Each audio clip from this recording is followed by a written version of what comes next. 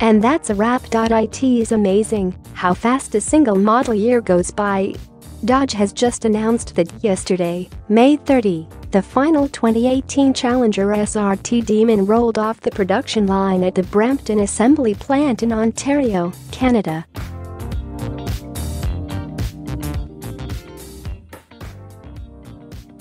Demon production lasted only one model year with a total of 3,300 examples built.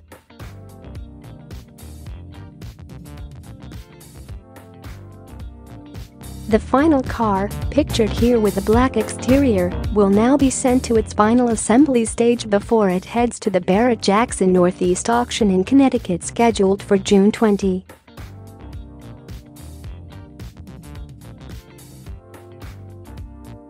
What will happen at its final assembly? It'll receive a number of special details, including a new hand-painted exclusive Viper red exterior color, 18-inch aluminum wheels, 18-inch Demon drag radials tires, and some one-of-a-kind VIN instrument panel badging.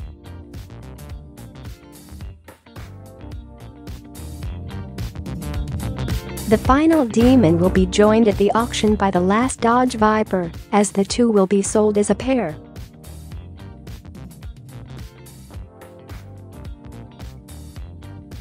The winning bidder will take home a combined 1,485 horsepower. Dodge intended for Demon production to last just one model year from the get-go, which not surprisingly caused a flurry of dealership and other online markups, despite the automaker's best efforts to prevent that.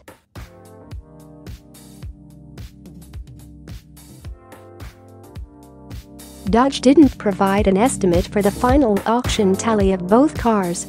To give you an idea, back in 2015 the first ever Challenger SRT Hellcat, VIN 0001, brought in $1.